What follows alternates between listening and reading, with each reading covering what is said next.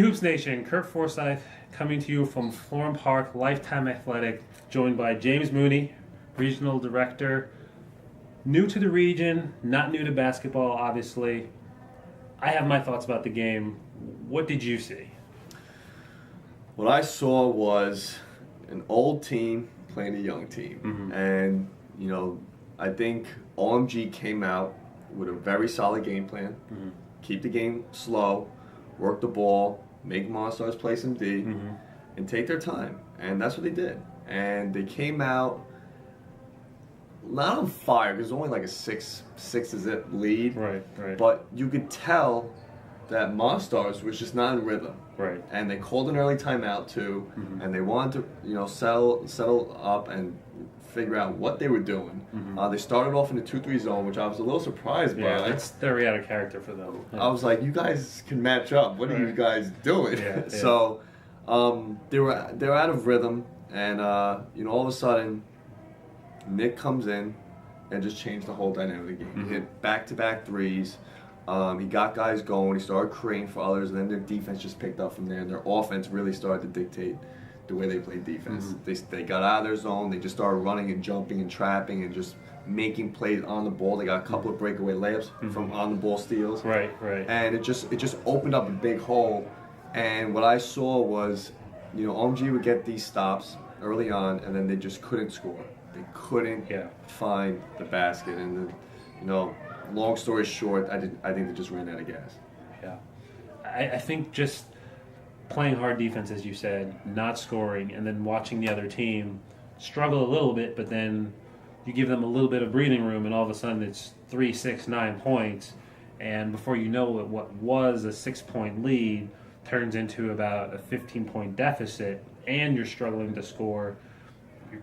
Even with the substitutions, they just seemed not to be as smooth tonight. Generally speaking, it's, they're an oiled machine. They just here, and tonight just seemed like a struggle tonight. And overall, I think Monstars came out and just executed their normal game plan, which is run, get out there, shoot a lot of threes, hit them at a fairly high percentage, talking about like 35, 40%, and just trap on defense and just make things difficult in general. Mm-hmm. And it just seemed like OMG's game plan just wasn't tailored to that. You mentioned that 2-3 zone in the beginning of the game that really allowed OMG to get out to that, I don't want to call it a little lead, but 3-basket lead, which turned out to be their only lead of the game. And then, like you said, Monsters made the adjustment, and it just seemed like OMG never really were able to make an adjustment because they were always playing from behind. And even though they went on a little bit of a run towards the end of the game to, I think, make it like a 7-8 point game, so much energy expended just to close that 20-point gap that there's just nothing you can do about that at that point. Yeah, I agree. I mean, the Monstars, again, they just came out flat. Jordan was airballing shots. He was off. He never really found his shot today, but he did end up knocking down a couple. But, he's always a threat whenever the ball's in his hands. And, I just really think that, they just quite simply ran out of gas. I mean, there's really no other way to say it, because they came out and it looked great. Like, I was like, wow, like these guys must have studied film. These guys must have had team meetings, like everything. And they stuck to the game plan. But then again, like all of a sudden, a switch went on. Nick comes in the game. They knocked down a couple of threes and just changed the whole dynamic of the game. And they just went from it. And they were like stuck in mud. Yeah. And they just couldn't get out of the hole. And they didn't have that second gear. They didn't have that second gear. And maybe they should have went zone, or maybe they should have. I don't know. I mean, turnovers hurt them too.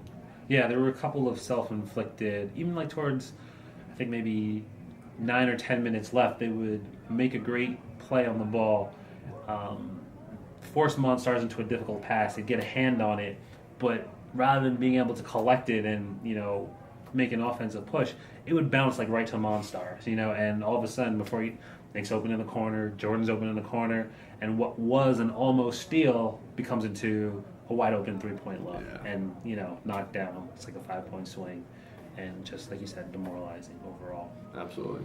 But there's always next season. So definitely next season. Monstars takes the win.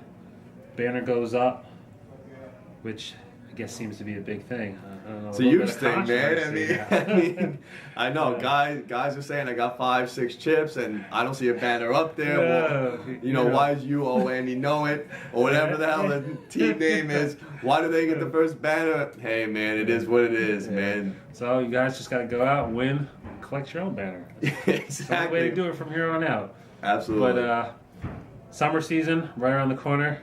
Sign up, get your teams together. See you guys out on the court. Absolutely. Good luck, guys.